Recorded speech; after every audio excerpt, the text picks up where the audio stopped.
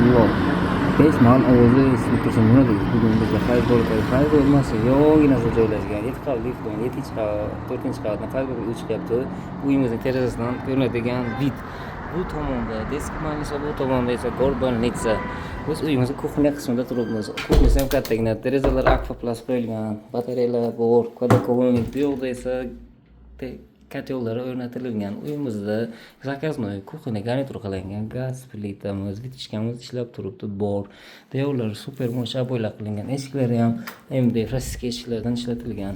Uyimizning pollari laminatlar qilingan. Uyimizning bu bir xona o'zi 2 xona qilingan. Bu zal qismi. Zal qismi ham kattagina. Bu dekorativniy televizor uchun orqasiga MDF panellar bilan ishlov berganlar.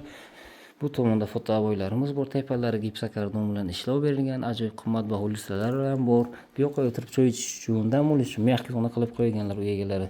Pastlarda yaxshi gilamlar tashlab qo'yganlar. Bu yoqda esa spalni qismi. Spalnisi bitta oila uchun bemalol yetarli darajada. Trimoda ismi. Spalni ana kravati, ikkita tumchkalari bilan shkafi ham alohida bor. Devorlari original super mo'sh aboylar bilan, pastlarda gilamlar, radiatorlar ham qo'yilgan. Uyimizning bu pirxoshka qismi. Pirxoshkasi ham kattagina. Bemalol shkaf pirxoshna qilingan. Pastlarga gilam tashlangan, tepalarga gipsokardon uyg'onligida ishlov berilgan. Bu yoqda mana ajoyib trimomiz bor. Bu yoqda sanuzel qismi. Sanuzel ham kattagina. Bu yoqda ham isitish tizimi bor, radiator, suv isitgich.